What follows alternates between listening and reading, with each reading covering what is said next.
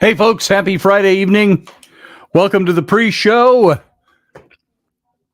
I think we are all set up and ready to roll. Bada boom, bada bing. How's everybody tonight? Hope you've had a good week and also a good day. It's Friday. It's Friday night.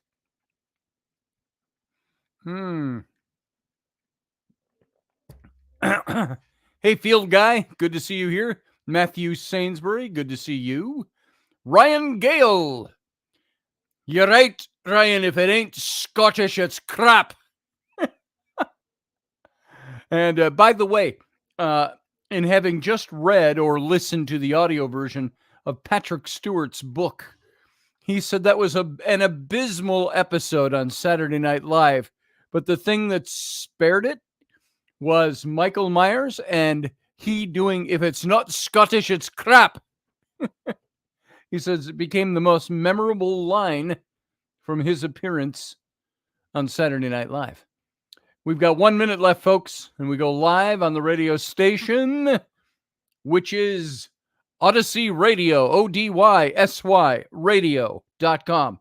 Sean R. Vest Sr. Good to see you, brother. Glad you're here. Who else we got in here? I thought there was somebody I didn't mention. Randall Flagg is here. Good to see you.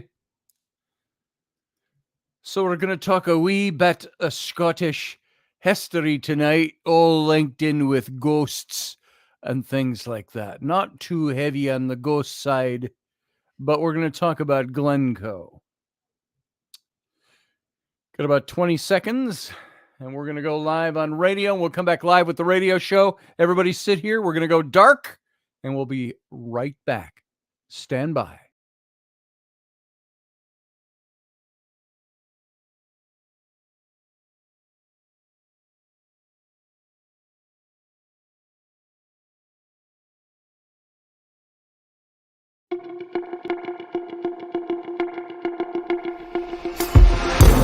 The Intrepid radio program with Scotty Roberts. Intelligent talk.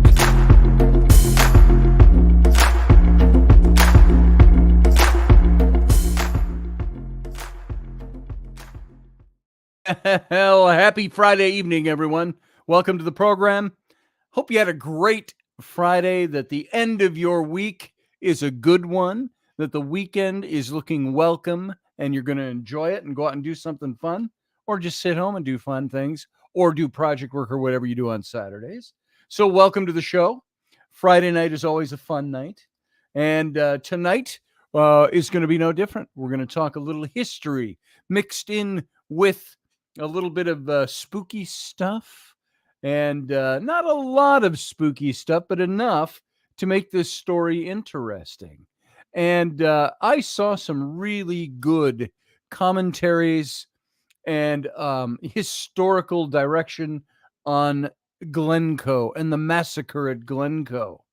And I've talked about this before. I have been to Glencoe. I've never talked about the massacre itself per se. And so I want to talk about what happened at Glencoe, Scotland. And it's probably one of the most recognizable, because of the movies and photos, vistas in Scotland.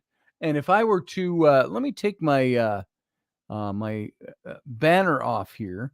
And if you look at this picture again, it's in the background of tonight's header graphic. If you look there, there is the scene of Glencoe looking down the road that goes through there. I've driven up that road, and I've sat at the bottom of the mountain there at a picnic table. We did not climb the mountain. I was there with my older in-laws, and it was about 30 years ago, and was the last I was here. And there was a very palpable feeling to this place. For as beautiful as it is, the place is filled with melancholy, and you can feel it in the air. And because of the events that took place there, it, I believe, leaves a spirit, a residual feel for the things that happened there. And yeah, the name sounds familiar, Matthew, because it's a very common name. Glencoe, the massacre at Glencoe. It took place in 1692. And we'll talk about that when we start getting into the history of this. But for as beautiful a place as this is, the beauty is not diminished by the feeling in the air there, but it prompts me to ask you a question. When you think about this, hey Susie Q, by the way, welcome into the chat room. It prompts you to ask, can events that take place in locations, be they geographic locations, a town, a site, geographically, a house, a building, can those places soak up the energy of things that took place there? And they call Glencoe, they call it the Glen of Weeping because of what happened there and the sightings that have been seen there. And yes, it was the same year as the Salem witch trials, which were all the way over in America. And and a lot of things happened in the 1690s.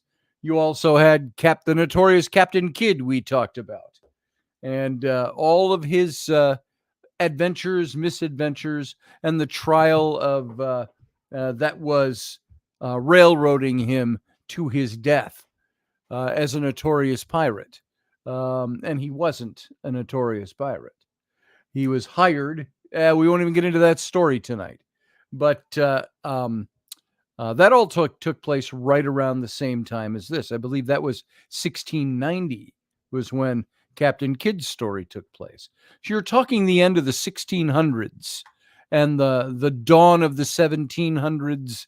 In 1711, I think it was, you had the Battle of Killiecrankie in Scotland, which led up eventually to 1746, which was the Battle of Culloden Moor. And that all took place in this brief little period of history. This is also the period of time when Rob Roy McGregor came into being. And the stories of Rob Roy took place in the early to mid-teens of the 1700s. I've got a child lurking behind me in case all of you multiple thousands of people around the world watching are wondering why my child would choose this moment to come and talk to me when she knows I'm on the radio. What can I do for you? Can I show you the big thing? No, you cannot. If that's all you're doing, I'm on a radio show. You can show me when I'm done. Thank you. I love you. Bye. Scram. All right. You can show me another time. I'm going to do my radio show, okay? I'm going to do radio show. Okay. I'll see you afterwards. I think I'll just keep talking, even though I know you're on the radio, Dad. One of these days, I love having my family around. What have I said about officing at home, having my studio at home, having my radio show run out of my studio at home? The most beautiful, wonderful thing about working for myself and working from home and doing all these things from home is that I'm always surrounded by my family. Conversely, one of the most horrid things about working at home, officing at home, running my radio show out of my studio out of home, is that I'm always around my family. So this coincides, by the way, another topic, and we've mentioned this many times on this show. Why do kids not do the things you tell them to do every frickin' day of their life for the last 3 to 5 years? And they still don't. They act when you go, did you do that? Why are you doing that thing? What thing? I never heard you tell me that. It's like, only told you every day of your life. So anyway, there you go. So where was I? I'm talking about Glencoe and what's going on. But before we get into Glencoe, there's a little something I wanted to share with you. I just saw this. I thought it was a very interesting another little bit of history going on. Did you know that they found an 11,000-year-old statue? Where do you think they found this? They found this at Karahan Tepe, which is kind of the sister site to Göbekli Tepe over in northern Turkey. And 11,000 years old. They say it's a 7.5 foot tall statue of a man. And what do you suppose he's doing?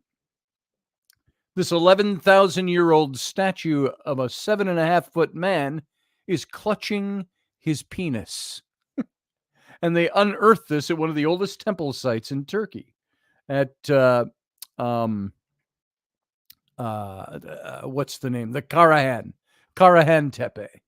Now, archaeologists in Turkey have unearthed this statue that it depicts a giant man clutching his penis along with a life-size wild boar statue. And the two statues come from the neighboring sites of Göbekli Tepe and Karahan Tepe, which are among the oldest temple sites in the world, dating to about 8200 to 8700 BCE. That's 8,700 years before the time of Christ. That would be a good 11,000 years backwards from where we are now. Now, the wild boar statue, which is carved from limestone, was found at Göbekli Tepe, and it dates between 87 and 82, 100 years. And it measures 4.5 feet long, 2.5 feet high. And the German Archaeological Institute said in a statement that the archaeologists detected red, black, and white pigments on its surface, indicating that the sculpture was once painted. And the archaeologists unearthed the large sculpture of the manat of the man at the site of Karahan Tepe, about 22 miles away from Göbekli Tepe. And it depicts a 7.5 foot tall man, according to a translated statement from Turkey's Ministry of Culture and Tourism. And the person's ribs, spine and shoulders are particularly pronounced. And the person may actually be depicted as being dead, the statement said. They thought it was like a funerary statue. And, I should have loaded up a picture of this bad boy, but the ribs are, you think of the figures that you find at Göbekli Tepe, and these older figures that are 11,000 years old. And he's got the ribs are just kind of drawn in, showing really thin-ribbed man, and a whole lot of ribs, too, unless they're doing a line for either side of the rib, top and bottom. And so these discoveries represent the latest spectacular finds from these sites, which are transforming our understanding of pre-agricultural communities. Remember, this is now before they said that we turned into agrarian cultures, when we were still hunter-gatherers and we were not planting crops. And Benjamin Arbuckle, who is an anthropology professor at the University of North Carolina at Chapel Hill, who was not involved with the excavations, said that it represents the latest spectacular finds from these sites that transform our understanding of these kinds of communities that existed so long ago. And of course, when there's no records you can go to, like our story in Glencoe, Scotland tonight, there are scant few records of the details. We know precisely what happened there. But I have seen some really amazing stuff by a guy named Bruce Fumey. He is a historical interpreter and presents history for the Scottish Historical Trust. And he's a former comedian. He's got a great presence on camera. He's very serious when he needs to be. Very passionate about what he speaks. He's very Scottish. He's got a thick accent. And but he presents these stories, and we're going to present some of the hidden details tonight of the whole situation that took place at Glencoe. But suffice it to say, the historical records of some of these things are scant and hard to find. The same with Göbekli Tepe. Think you go back another almost 11,000 years, even from Göbekli Tepe and Karahan Tepe. The researchers will tell you that there's not a lot of information when you go back 11,000 years. There's not like books or manuals or concise histories written down. They also found a small sculpture of a vulture nearby at Karahan Tepe. And while archaeologists didn't say how old the newfound statues at Karahan Tepe are, the site itself is around 11,000 years old, and it contains other sculptures and buildings that pretty much date the statue to that period. And so the archaeologists used to think that hunter-gatherer communities in Southwest Asia around 11,000 years ago were relatively simple. They were small in scale, they were generally egalitarian, but the discoveries at Göbekli Tepe and Karahan Tepe over the last 30 years have disproved this idea altogether. And Göbekli Tepe is a sprawling megalithic site that's filled with these T-shaped pillars and the sophisticated sculptures depicting animals, abstract symbols, human hands, and the site was likely used in funerary rituals. And that's according to the United Nations Education and Scientific and Cultural Organization. The presence of such massive, sophisticated, complexes like Göbekli and Karahan Tepe suggests that hunter-gatherer communities in the region were maybe not quite as simple as once thought, but were rather well organized in a way that allowed them to build great works of architecture, carve great works of art for their times, and to have a place to gather for ritual and religious purposes. And the purpose of the recently found sculptures is it's unclear. The Karahan Tepe finds are the most interesting, I think. Ted Banning, an anthropology professor at the University of Toronto, who's not involved with the research, told people that were interviewing him for this article in an email that any interpretation of the statue is conjectural at this point. So saying that it had something to do with the burial is a conjecture. He also suggested it was likely that the person shown is dead. It may represent an important ancestor associated with the building in which it was found. The figure's pose may give a further clue about its purpose. The fact that the figure is clutching its penis is also consistent with this interpretation by potentially symbolizing that this person was the progenitor of a social group, such as a lineage or a clan associated with the building. And these are all things that are conjectures based on knowing how these things have panned out in the past due to other researches.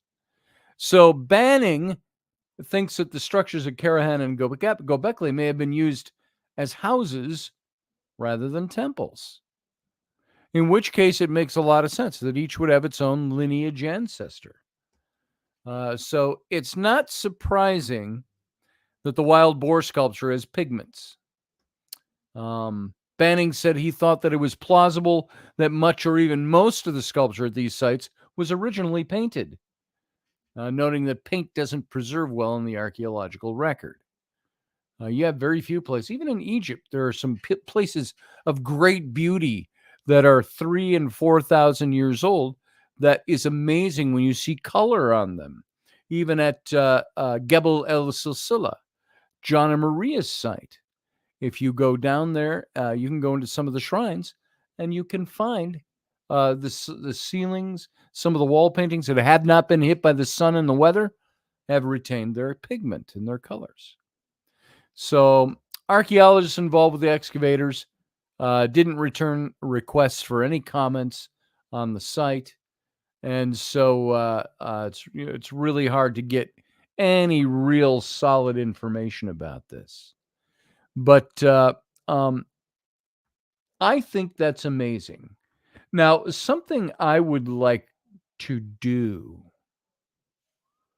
I would love to be able to go to a site like Göbekli Tepe and Karahan Tepe and not just research it and study it and do archaeological work, scientific work. I would love to step out there and do a little paranormal investigating, for lack of a better way to put it, a more scientific way to put it. I think it would be interesting to apply some of the same skills and the same stuff that we use while we're doing paranormal investigations or even ghost hunting to some of those sites. What do you think you'd find there? Would the sites be too old to have spirits and ghosts? No, I don't think so. Do you think anybody's done that already in the 30 years that these sites have been uncovered? Do you think anybody goes down there and does that kind of thing? I know with John and Maria at their site of Gebel El Silsila, they don't officially go down and do any kind of ghost hunting with equipment or anything like that. But John and I went down with an obelisk, highly polished, round obelisk, not obelisk, that's not the word I'm looking for, black onyx, highly polished onyx obelisk is like the Washington Monument. An onyx disc, really highly polished, black, and like a mirror. And so it's really an onyx mirror. And we would go into some of the sites on their site, some of the shrines, and set that up, do scrying, and I went in there and I recorded for voices. I had one day in the middle of the afternoon, as I was going up and down the shrines, sun was shining outside, so it wasn't dark out. And I was going up and down the shrines on the west bank while everybody else was at the dig across the river. I just threw my camera, my pack over my shoulder, and went exploring. And I was in the shrines, and suddenly all my cameras died. I had a suck of energy just come out of everything. I had to walk all the way back to the Dahabea to go recharge my battery and come back out and get a new battery. So, is that anything other than having used my batteries? Coincidental that everything died at the same time? I don't know. So, going to a site like Karahan Tepe, Gobekli Tepe, and seeing what you pick up would be very interesting. So, what's that got to do with Glencoe, which is our topic for tonight? Not much other than that it is an historical site that I think has spiritual ramifications all of its own. Does Gobekli Tepe and Karahan Tepe have spiritual ramifications? Sure it does. Is it a haunted site? We have no idea yet. At least I don't. Do any of the archaeologists or the researchers that have been there know whether or not? Maybe they do. Maybe they've seen some things there. So, sorry, let me take this thing out of here. Although you can look at that. Maybe I'll leave that image up because you can kind of look at Glencoe while we're talking about Glencoe tonight. So Glencoe, I wanted to find an historical story for tonight that had something to do with spirits and possible hauntings. And I thought about sites like Glencoe, and so I started looking around trying to find something on haunted Glencoe. And of course, you can type in a search engine and put haunted Glencoe, haunted Hungary, haunted France. It's not necessarily going to give you stories of hauntings like we're thinking. It could just mean this terrible thing happened here, and it has left a haunted veil over the place. So, as I was studying up on Glencoe, I ran across a couple of things that were haunting related, but it's not really the whole topic of what we're going to talk about tonight. But keep at the forefront of your brain while we talk about this the question I asked toward the very beginning. Do you think that places can hold the energy of things that happened there? And by holding the energy, does that necessarily mean it's haunted by ghosts or spirits? Or do we use vernacularly, the spirit of the place, or colloquially, however you want to call that, the spirit of the place? Are we talking about a ghost? Not necessarily. We're talking about the energy of something that we can feel there.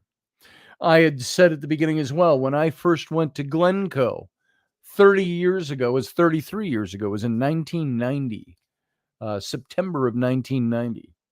And Glencoe, by the way, is in the Highlands of Scotland. If you go to Loch Ness, Inverness, and you go southwest down Loch Ness, of course, if you're looking at me, it would be Inverness and it would Inverness and Loch Ness runs at a diagonal from northeast to southwest, and you go about another 10 or 20 miles, I think it is. There you'll find Glencoe. It's in the heart of the Highlands, and um, the Highlands are mysterious enough to begin with. But when you think of Glencoe, you automatically, everybody from Scotland who knows anything, who is literate about their history at all, and by the way, I think that's an important phrase or term to apply to all of us. Ask yourself, are you historically literate? Do you have a literacy about the history of your own family, the history of your own country? The history. Most kids nowadays are completely illiterate when it comes to the history of their country. I look at how university campuses, and you got kids out there and the way they deal with the whole issue of Israel and Hamas or the Palestinian question. Much of that is historical illiteracy. They don't know anything about why things are the way they are. So becoming historically literate is important. I think people in Scotland, there's a lot of people in Scotland that are literate about their history. And when you bring up Glencoe, for as beautiful and breathtaking as it is, just look at that picture over here to my side that I've got up here in the window. That's Glencoe. That's the little road you can see right there that we drove in on. You've seen this movie in the background of movies like probably one of the most outstanding ones was Rob Roy with Liam Neeson that came out the same year that Braveheart came out in 95. But there's a couple of scenes of this mountain right here, Glencoe in the background. It's a very photogenic place. And it's a very picturesque region in Scotland. And so you can look at this and you can see how beautiful the place is. But what also comes with it is murder. Or as my Scottish friends will say, murder. Murder. Murder, massacre, betrayal, treason. Glencoe is one of the most spectacular areas of unspoiled wilderness in Scotland. And there's a real haunting quality about the moor-clad mountains that stand as sentinels over the 8-mile-long glen, which runs from east to west along the northern border of the area of Argyll. And when I said it was palpable when you were there, we stood out in the middle of that range that you can, it's not even a range, a little valley right there below those mountains. And keep in mind, these mountains are big enough. They're not the Rocky Mountains, though. It's these green mountains right there. And you can see the road in comparison to the mountaintops. Sometimes the clouds would lower down halfway down the mountains. You'd get mist and rain. But we were standing right out there below that mountain to the left. And the wind was blowing lightly. And we were there all alone. And I said, it was my wife at the time, my older kid's mother. And I said, wow. I said, this place, you can feel it. You can feel what happened here. And I'm going to get into giving you a little history of this place. There are those who say that the glen is haunted, that it's called the Glen of Weeping. It's the site of one of the greatest atrocities in Scottish history. Even at the best of times, Scotland has a grim and dark history, but murder has always been considered the foulest of crimes in Scots law. But in the Highlands, with its strict code of hospitality, there's a more heinous crime. It's called murder under trust. And that's why the Massacre of Glencoe has reverberated so strongly through the ages, and why the spirits of the slain MacDonald clansmen are said to return to the Glen of Weeping every year on the anniversary of that fateful day, the 13th of February, 1692, middle of winter, dead of winter in Scotland.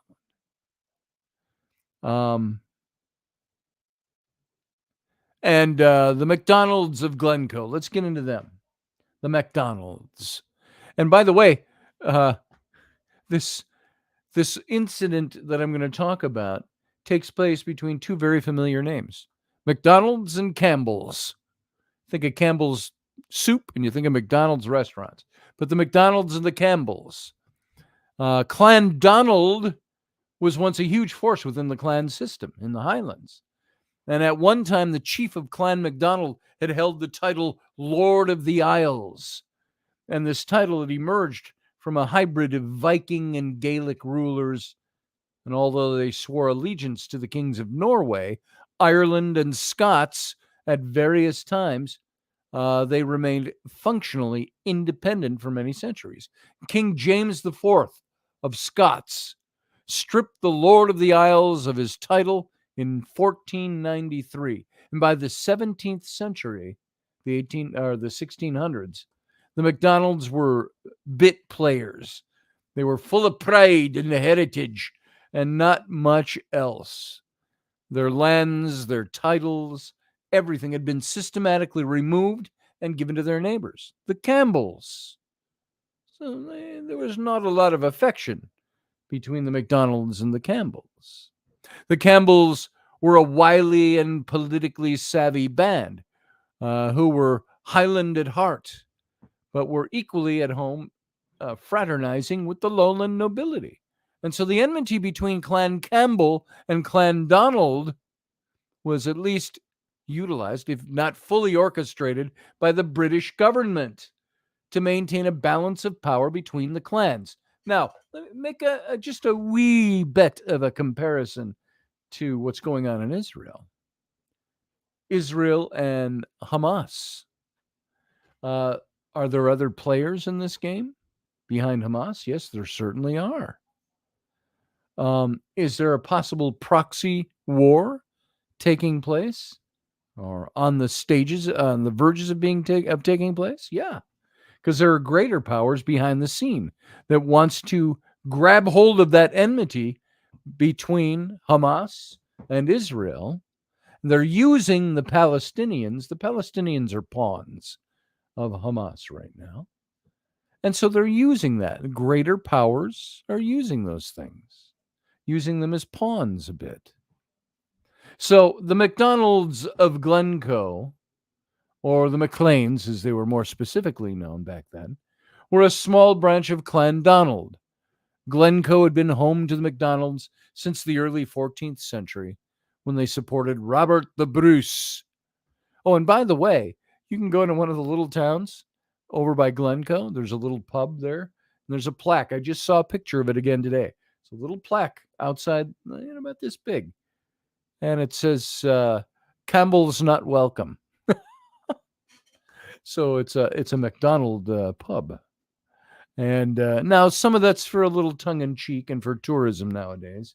I don't know that the Campbell MacDonald issue is that fiery right now, but there are still some fiery words to be said between the Campbells and the MacDonalds, even today.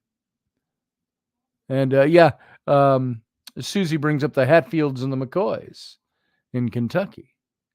So, yes, he did, Matthew Sainsbury. Robert the Bruce fought the Battle of Bannockburn, and that was about 300 years earlier, almost 400 years earlier. So he's somebody who was brought to power, really led into power by who they called the Kingmaker, Braveheart, William Wallace. So, Glencoe had been home to the MacDonalds since the early 1400s. Now, unlike the Campbells, the MacLeans had no titles to lands, and the Campbells were technically their own landlords and the landlords of the MacDonalds.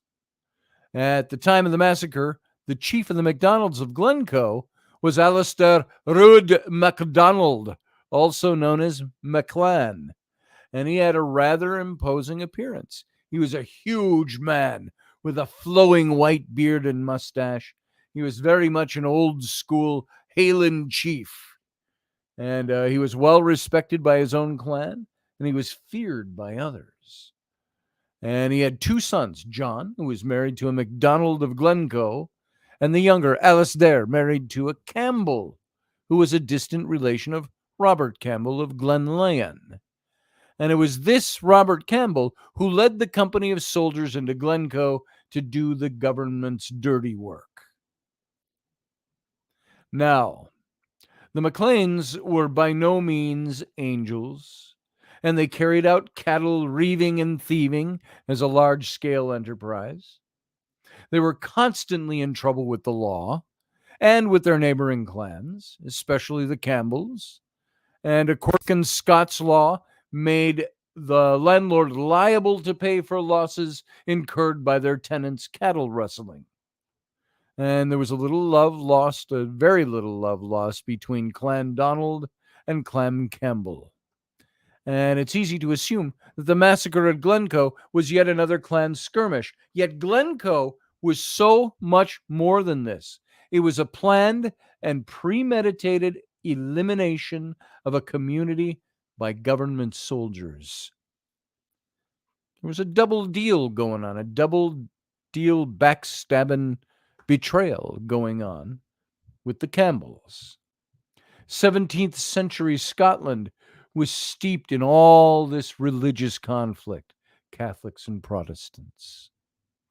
There was a person's identity was determined by their faith. And when James VII began to reinstate Catholics into key offices, there was a Protestant backlash, which led to the Glorious Revolution of 1688.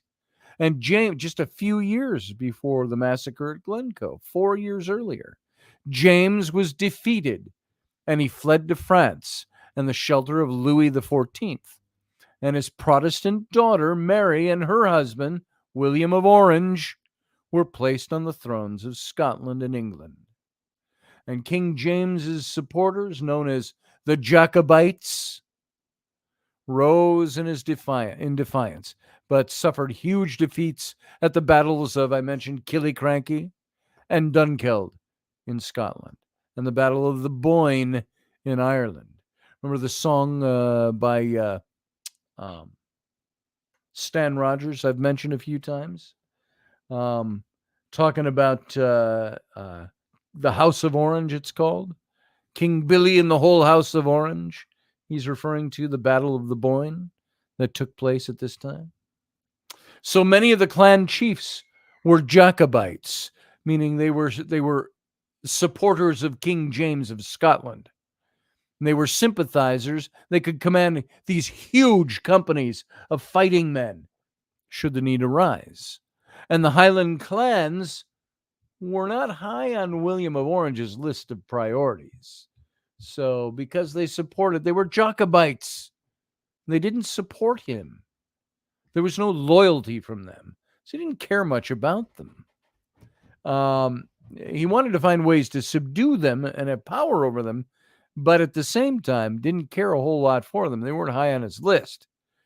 He could ill afford an uprising in the north as he was fighting with the French in Flanders. Oh, lots of good history about Flanders. Good songs about Flanders fields. And he offered indemnity to any of the Highland chiefs who would change allegiance in the form of a shared 12,000 pound bribe. Somebody tell me what the exchange rate is, pounds to dollars, and then a Scottish pound or an English pound in 1700 compared to today. What's that? What's $12,000 pounds worth today? Somebody do that. Somebody figure that for me and throw it up in here in the chat room. So the man used as the king's emissary was John Campbell of Breadalbane. He was a slippery and complex character.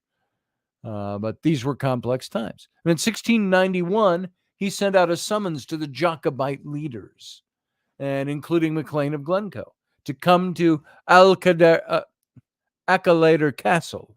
Acaladar Castle. There you go. Get my emphasis on the right syllable. And it soon became apparent that Maclean was not going to get his hands on any of the bribe money. So Breadalbane implied that his share of the money would be used to pay off his cattle thieving debts. It's nothing like the government coming in and going, "Oh, all that money that you were promised, hey, we just found out you have some debts. We're going to take that." That's like 1 year, 10 years ago, 11, 12 years ago, maybe. Rainey and I got an enormous refund for taxes. And it was in the multiple thousands of dollars. It was like $7,000 or $8,000 coming back to us. And we thought we were dancing a jig, thinking, yeah, we get some great money coming in. We can do some cool stuff with this. And all of a sudden, we get a letter from the state of Minnesota that said, "Oh, we see you have a huge tax refund." Well, did you know, Rainey, you have a school debt in the amount of, it's just about $73 short of your total amount. So we're going to take that and you'll get about $73 back, which is what happened. And at least we got our school debt paid off. But it's interesting how I can't do that with people who owe me money. I wish I could just go in and take their money. "Oh, you have a tax refund? Oh, I get that money first." Well, anyway, that's another topic. But things took this strange twist. Breadalbane's true allegiance became apparent as he revealed a second treaty. Breadalbane proposed that if James II came back with the French army, then the oath to William and Mary would be all torn up. And they'd be automatically, this is William of Orange, of England. They'd all be all torn up and they'd all automatically go back to James again in allegiance. Now, this almost satisfied the Highland chiefs, but they wanted permission to sign the treaty from the exiled James. So King William had assured them there would be dire consequences. There will be dire consequences for those who did not sign his agreement by the 1st of January, this agreement of allegiance from the Scottish Highland clans to the King of England. If they did not sign this by January 1st of 1692. And so a letter was drafted and sent covertly to James in France, while the deadline for the signing of the oath marched toward them.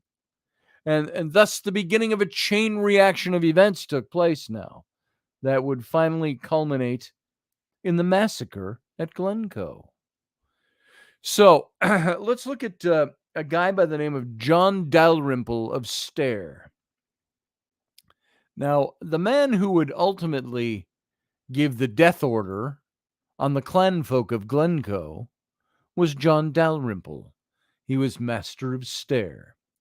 He was a dominant force in the Scottish Parliament, and he had served as a Secretary of State for Scotland under King James, but had also played a pivotal role in bringing about the ascension of King William of Orange onto the English throne.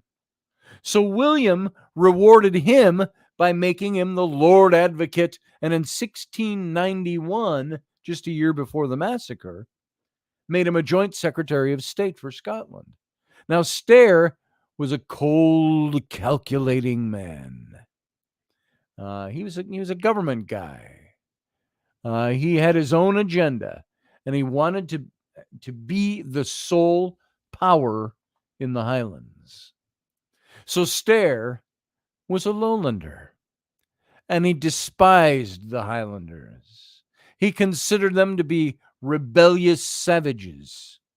And news reached him of Breadalbane's double dealing, and he was determined to make an example of one of the rebel clans.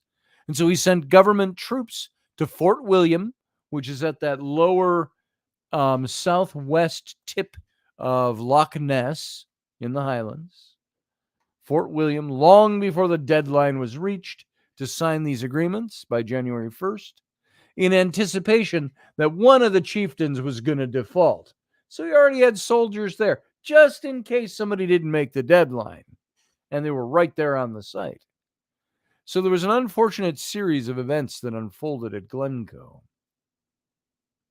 Now, when King James realized that he wasn't going to get armed support from the French king, he sent a message to the clan chieftains to transfer their allegiance to King William.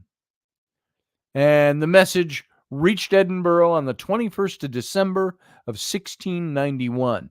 Now remember, you didn't have the internet back then, or phones, or even a mail system like we know nowadays.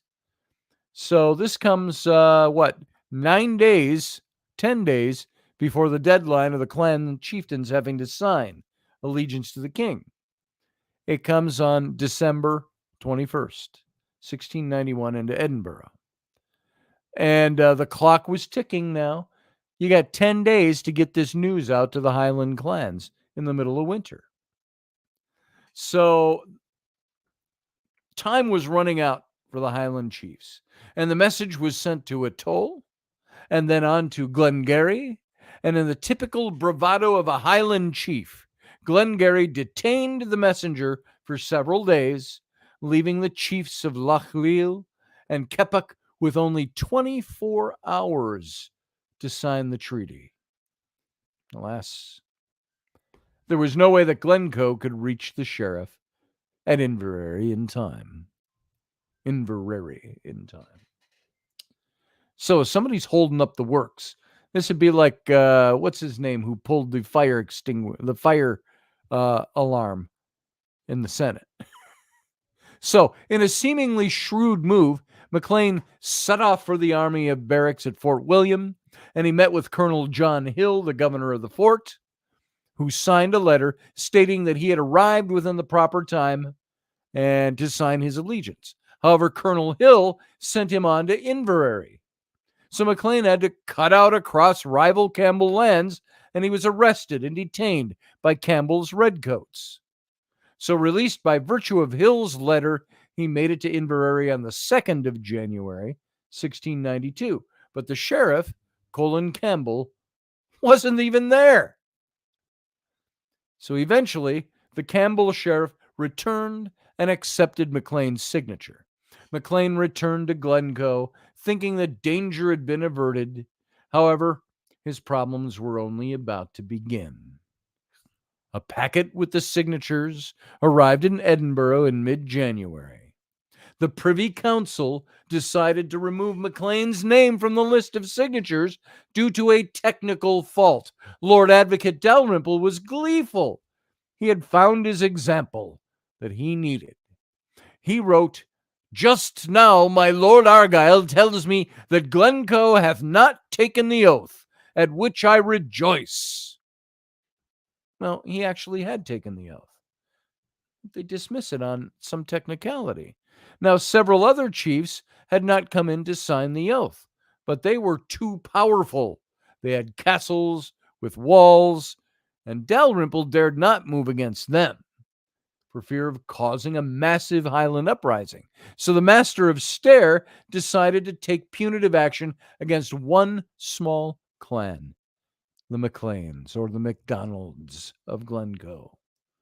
And he said that this was the proper season to maul them. So you see what's happening here? It's political chicanery. It's political manipulation. And this guy's trying to get what he wants by manipulating the situation. Politics haven't changed, have they?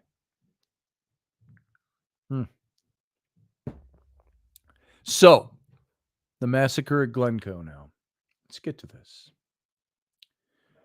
It was an act of official policy, this massacre, conceived by Dalrymple, executed by a Scottish commander-in-chief, approved by the English king, who was German, and carried out by a regiment in the British Army. The Argyll regiment was deliberately chosen by Dalrymple, knowing of the enmity between the two clans and how it would be perceived. Now, word was sent to Hill at Fort William to eliminate the MacDonalds of Glencoe. And two officers planned the details, Major Duncanson and Lieutenant Colonel Hamilton. And on the 1st of February, 1692, companies of men marched into Glencoe, led by Robert Campbell of Glenlyon. He was a captain in the Earl of Argyll's regiment and was a cousin to Breadalbane. At 60 years old, he'd never made it higher than captain. He was not a successful man. He was a heavy drinker, an inveterate gambler who had lost much or most of his family's inheritance. And historians have speculated that this man was chosen especially for the job because of certain weaknesses in his character and because no one would care if he took the fall. An even more cynical reason presents itself. Glenlyon was related to the Glencoe clan chief MacLean, and the betrayal would be all the more acute. So at first, the MacDonalds were suspicious, but they assumed that they were on their way to Glengarry to forcefully collect unpaid taxes. This is the story that soldiers were told. Their story sounded plausible, or MacLean was told. The story sounded plausible, and as the weather declined, it's getting worse, there's a blizzard coming, the soldiers were billeted throughout the glen in the clan folks' homes. So there's not a castle here. There never was. There were all these little townships of clusters of houses down through this glen at Glencoe. And now there's a bad storm coming. All these soldiers are there. And what do the Highlanders do? Highland hospitality was a thing of great honor. And once someone was taken under your roof, your friendship was sealed. And for 2 weeks, the clan folk and the soldiers lived together, eating, drinking, telling stories, singing songs, staying warm inside. And on the night of the 12th, an order was sent from Major Duncanson to Glenlyon. You are hereby ordered to fall upon the rebels, the MacDonalds of Glencoe, and put all to the sword under 70 years old. You are to have special care that the old fox and his sons do upon no account escape your hands. Speaking of the clan chieftain. Now, they weren't rebels. He had signed the paper. But and he didn't know that he had been disqualified. So the exact time for the killing to begin was given as 7 a.m. But the soldiers were told start at 5 a.m., some 2 hours before Duncanson and Hamilton were to arrive, thus ensuring that the dirty work would be done by a Campbell. And that night, a blizzard howled through Glencoe. As the clans slept, the house guests gathered, received their orders, and set about systematically killing everyone that they could. And in the morning, 38 MacDonalds lay dead, some finding shelter before the elements took hold. Many died of exposure on the mountainside, including MacLean's wife. No one can be certain how many souls perished in the hills that day. Estimates range between 40 and 300. So before nightfall on the 13th of February, some of the survivors ventured down from the mountains to bury their dead. The clan chief and his close family were taken to the MacDonald burial ground on the island of Eilean Mund on Loch Leven, and others were buried in and around the glen. Dalrymple, in the aftermath, when he heard the news that the massacre had not been complete, that 2 of the old fox's sons still lived, he was livid. He wanted to prove to the king that he was the man to control the Highlanders. And he wrote letters ordering that the survivors be hunted down, sent to the plantations, or killed. And his orders were never carried out. His vengeful, unrepentant attitude was not shared by others who were horrified at what had happened. Colonel Hill, too, seemed indifferent, despite recognizing MacLean's desire to take the oath. He wrote to the Lord Chancellor of Scotland in a military report that he had ruined Glencoe, among other business, and if he had misgivings, he didn't share them. So Breadalbane panicked because he knew that the finger of blame would be pointed at him because of his secret treaty.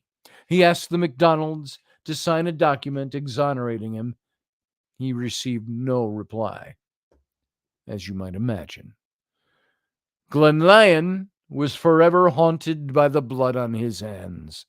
He tried to drown his sorrows enduring a drunken stupor in Edinburgh alehouse, and he lost the written orders from that faithful day.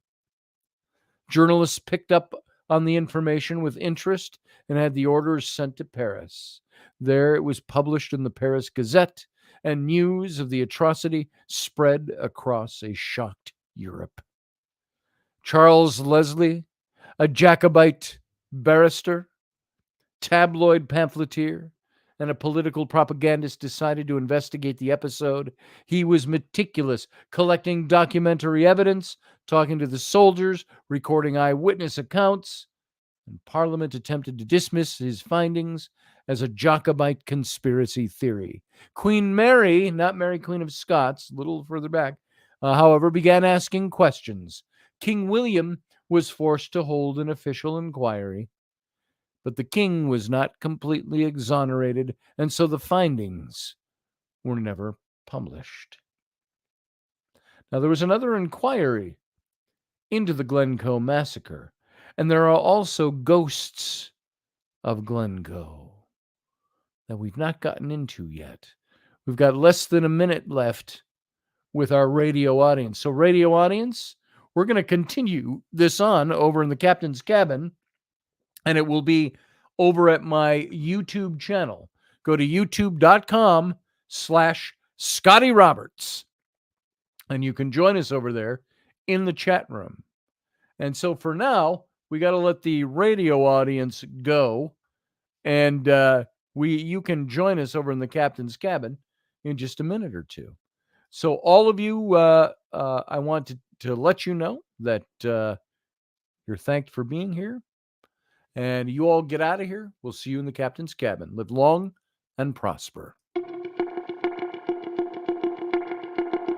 Join us every weeknight at 9 p.m. Central Standard Time, 10 p.m. Eastern.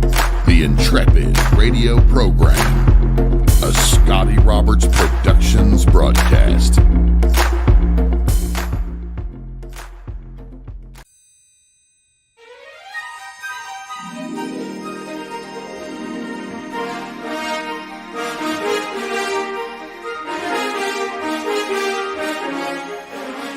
Hey folks, this is Scotty Roberts, and this is the Intrepid radio broadcast.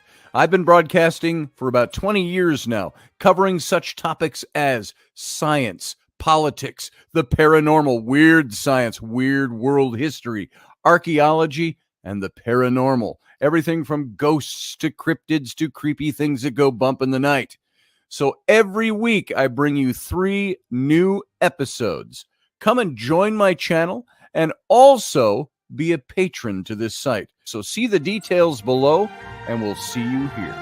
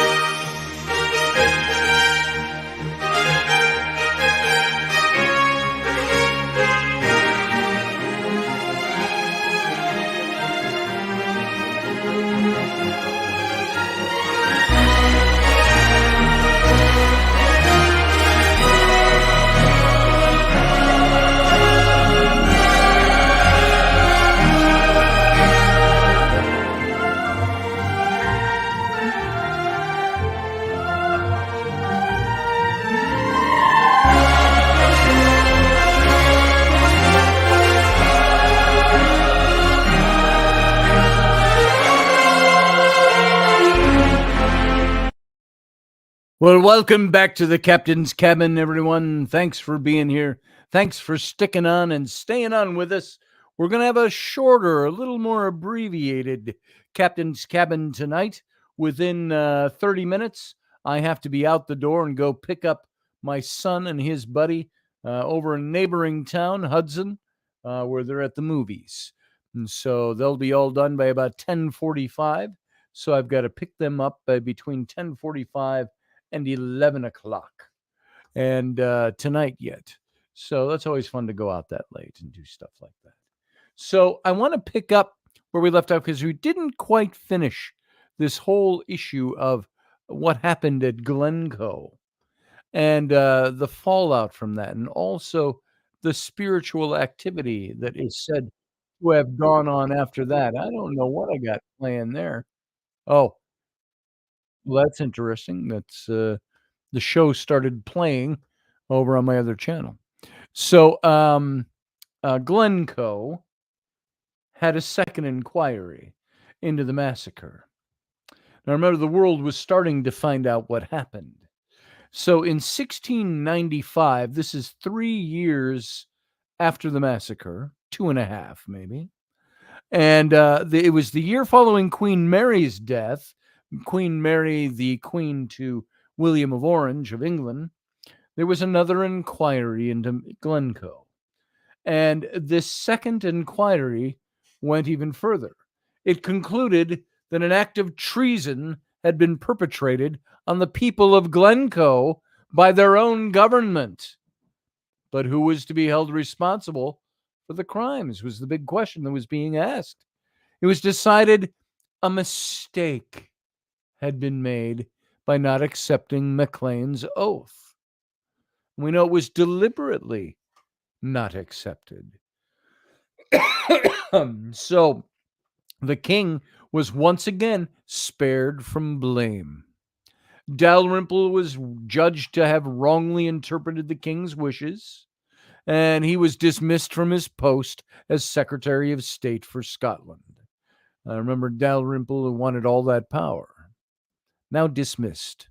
Not long after, though, through the revolving door of politics, Dalrymple was back in office. And after William's death in 1702, William of Orange, the king, he played a key, this is about 5 years later, he played a key role in developing the Union of the Crowns. And there are those today who would claim that this was his second act of treachery against the people of Scotland. The axe fell heaviest on Robert Campbell of Glenlyon. Remember Glenlyon? He's a man who had lost a lot to gambling before all of this. He had lost his lands and his family monies, and he was working by the grace of those above him, and he hoped to retain some reputation, but he's the one who was drunk after this. The finger of blame was pointed at him. They got the orders in his pocket, were stolen, published. So Robert Campbell of Glenlyon and the other officers involved that day got the heaviest blame. They were found guilty of slaughter under trust, despite the fact that they were acting on the orders of their superiors. And we heard that before, all through history. Parliament recommended they stand trial, and in the end, no one did. Robert Campbell of Glenlyon died of alcoholism. He was recommended to the king that Major Duncanson and Lieutenant Colonel Hamilton should also be made to answer the questions, and the king declined to act on it. The king didn't want to have anything brought back to his feet.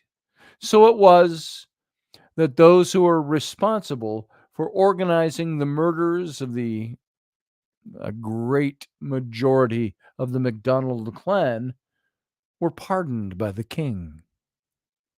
One became a colonial, another a knight, a third a peer, and a fourth an earl, which is not surprising as William had signed the orders himself to have the MacDonalds massacred. So as for the MacDonalds, they returned to their glen.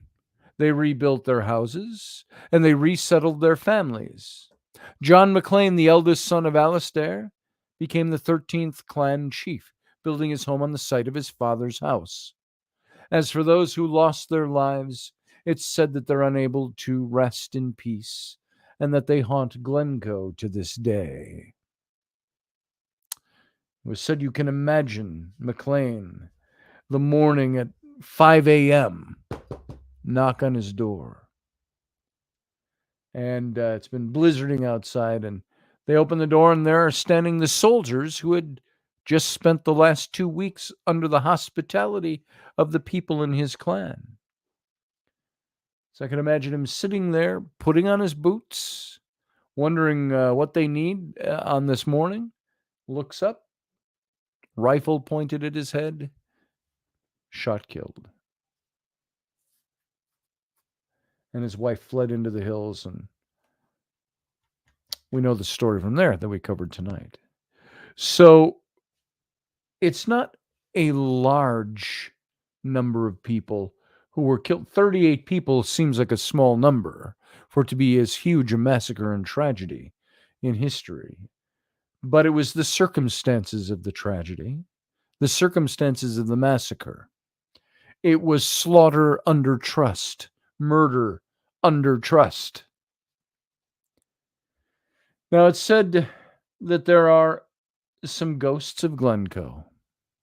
Winter is definitely the time to visit Glencoe in its ghostly grandeur. I was there in September, and it was a beautiful early fall day when I was at Glencoe. The low-lying sun makes the mountains appear in the winter at their starkest and their most forbidding. Shifting mists create an eerie, otherworldly quality to the landscape. And I am just curious. I'm going to look at something here. Glencoe, winter. See what kind of images are up there for Glencoe in winter. Let's see. Let's see if we can find a good shot. None of these are doing much for me here, but I'm looking. Little mist there, little mystique there, little snow there. That one's got all green grass. I hate search engines. They never give you quite what you're looking for. But that one's snow covered.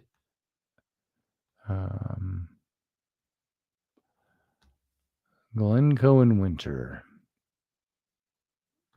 It's tough finding good photography. I'm going to have to go over and take more of my own pictures over there. That's what I'm going to have to do. I want to go here when my daughters take me to Scotland in the spring. I want to go to Glencoe again and see it now. I don't see the kind of photo I am looking for of Glencoe in the winter. Suffice it to say, it's stark, it's white, it's gray. So, back to the story here. You talk about the ghosts of Glencoe. The mountains appear stark, foreboding, fog, the low clouds, the shifting mists. It's eerie and otherworldly. Hello. Hi. What you up to? Just checking on you. Oh, hi. Hi.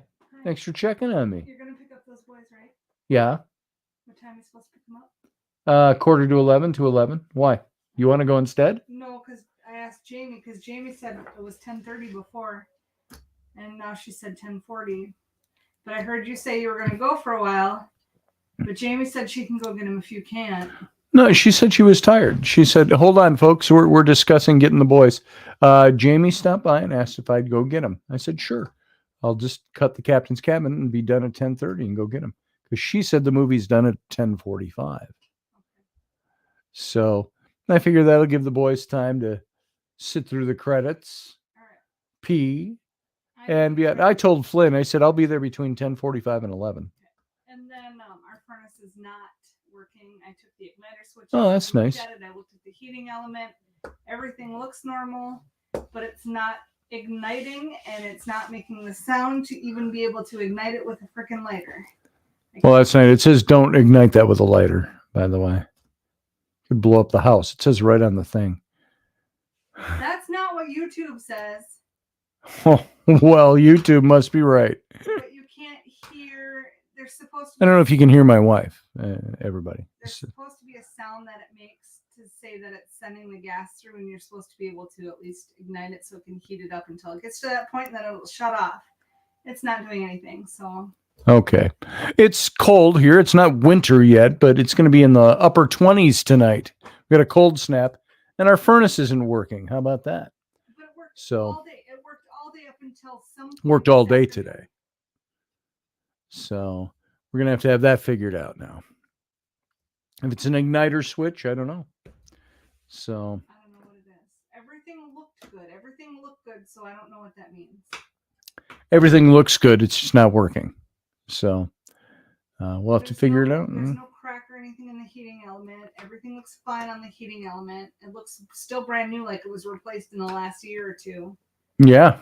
The little igniter switch thing looks still pretty darn new. And like that's been replaced in the last couple Come over here. If you're going to talk to me, people are just looking at me talking that way. You can't hear me at all.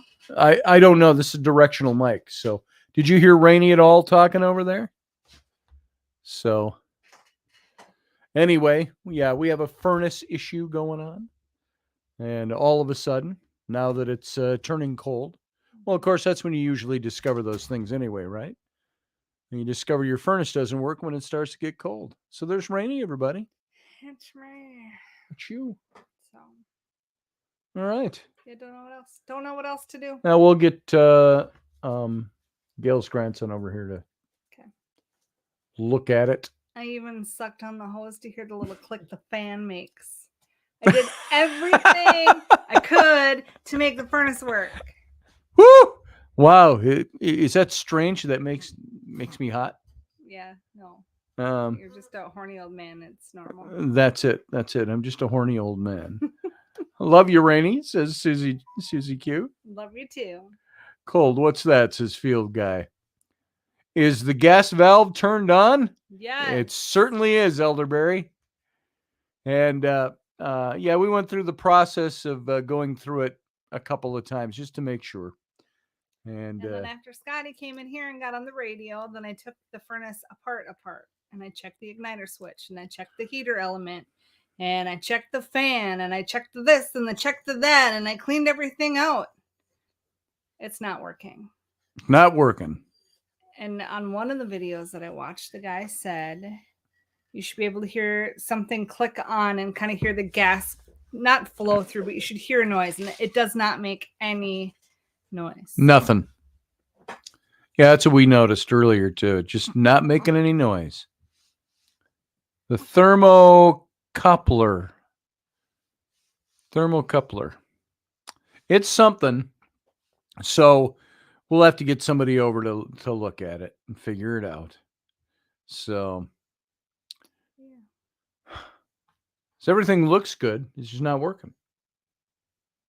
Mm-hmm. So there you go. It's running. I even changed out the furnace filter. Yep. It's running.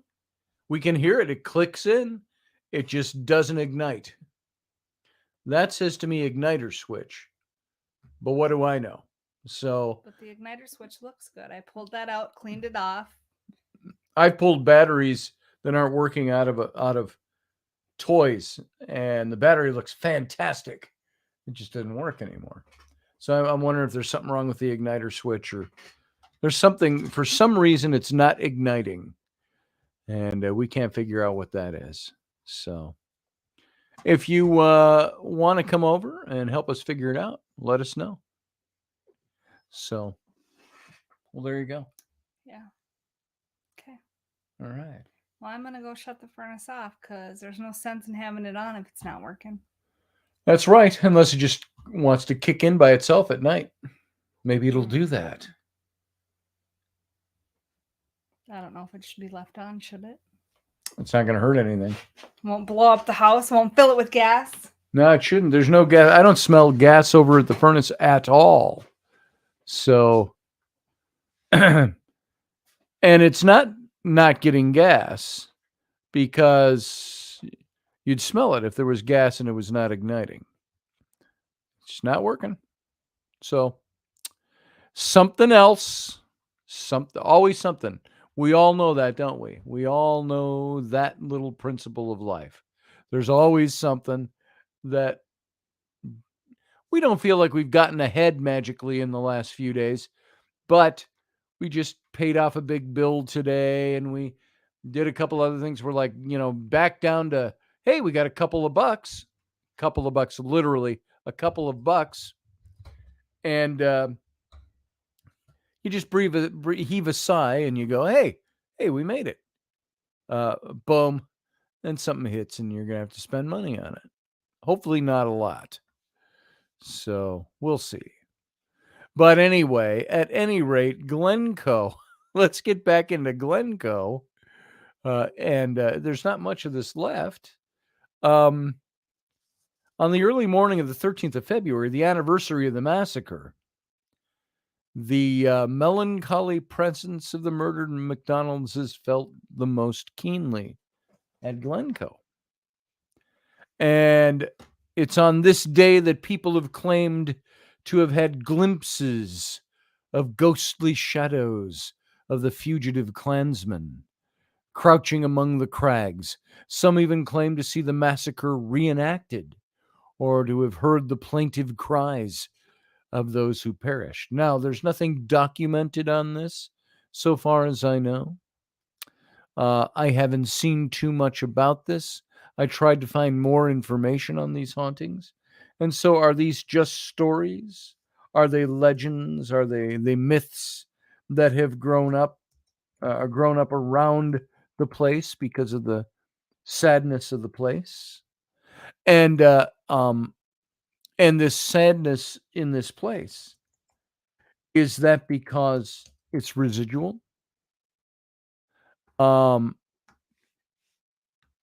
That's a good question. So, there are Glencoe ghosts I've seen. Lots written, little bits written about them. They're on the anniversary of the slaughter, of the massacres, when the appearances happen. The Glencoe massacre took place on 13 February of 1692. And on the anniversary, the Glen is haunted by the Glencoe ghosts who reenact the massacre. Is that an imprint on the place? The screams and cries of men and women can be heard throughout Glencoe, whose name in Gaelic means the Valley of Weeping. So I think it would be very interesting, and you'd think somebody's probably already done this, to be there in the wee hours of February 13th. The Aberdeen skies can be misty and full of snow on that date, but I think it might be good for somebody to go in there and investigate that. So far, I haven't found any record of anybody who's done that. So it would be nice to know, wouldn't it? Exactly what you can experience there. So I don't know that firsthand. I wish I did. So there's an annual wreath laying ceremony on the anniversary of Glencoe by the Clandonald Society of Edinburgh, and clan members of the MacDonalds and the locals attend this, and many clansmen come from abroad to attend the ceremony, and it takes place in a memorial in the village of Glencoe. So you can go to that. I'd like to go to that. Those are the kinds of things I like to experience when I travel. So I'd like to experience something like that. But it's also said that the atrocity could have been even more extensive were it not that the Koenig of the MacDonalds was heard wailing on the eve of the Glencoe massacre.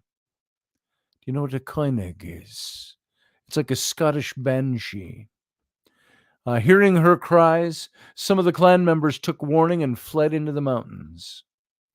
In Celtic mythology, there's all these tales of the washerwomen or the Benne, those harbingers of doom who come in two varieties, the banshee and the Koenig. And the appearance of a banshee at a river or a stream is an omen of impending violent death. And she sings or wails a lament while washing the blood-stained clothes of those about to die. And the Koenig, invisible to the human eye, her presence is revealed by her heart-stopping wails. And she'll be heard crying at a waterfall on the night before calamity overtakes her clan. And there's a small waterfall or a brook that babbles in the trees over rocks. There's a little bridge at Glencoe. I stood on that bridge for a while just looking at the stream. I've got photos of it. But there is also the curse of Scotland that comes into play with this. And for 300 years, the 9 of diamonds in a deck of playing cards has been known as the curse of Scotland. It's a number of stories that have been proposed to account for this, but perhaps the most persuasive is that the family crest of the Dalrymples, remember Dalrymple, their family crest of Stair, contains 9 diamonds. So they say it's because of what he did that there is a Scottish curse that involves the playing card, the 9 of diamonds. So there you go.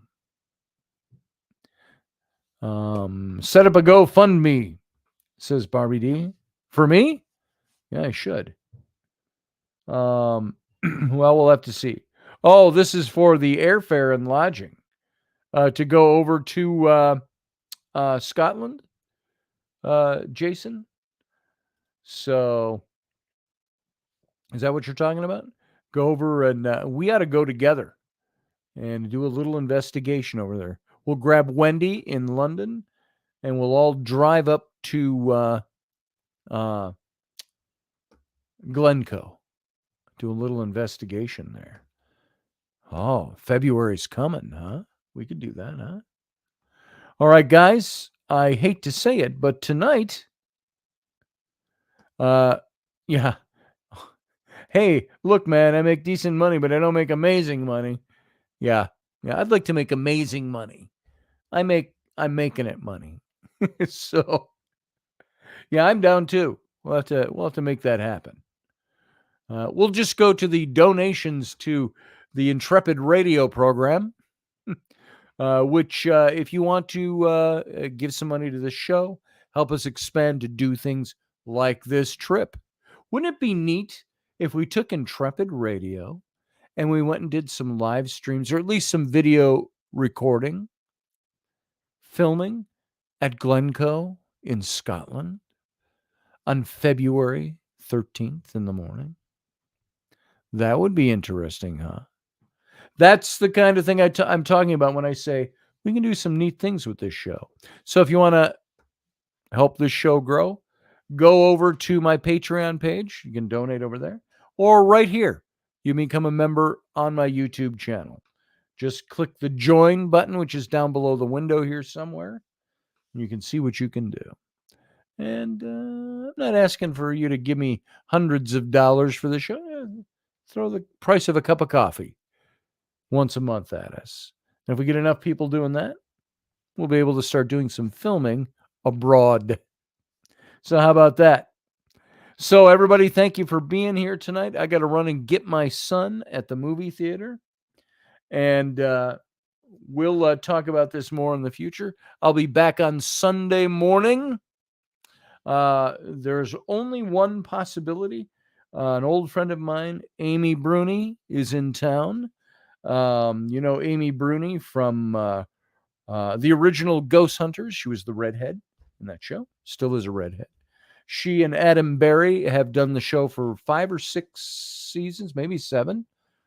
Kindred Spirits. And she's on a tour now, doing a lecture tour.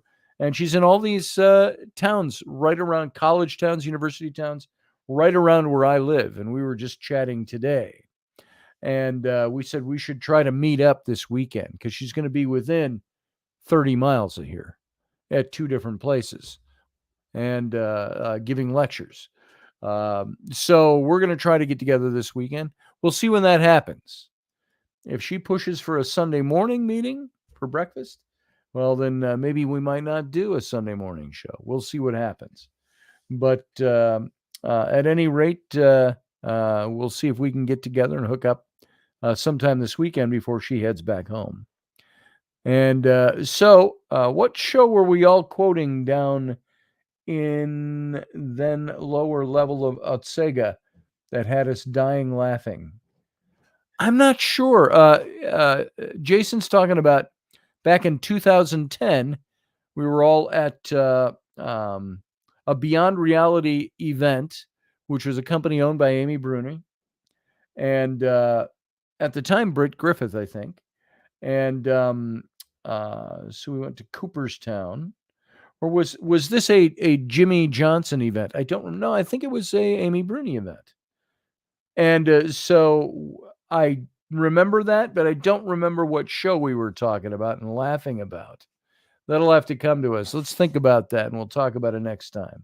As for now, guys, I got to go get my son at the movie theater. So you all have a good night. I want to thank you for being here. Thank you for being part of the show. We'll see you again Sunday morning, unless something else comes up where I have to be away. So for now, let's get out of here. Have a good night. Live long and prosper.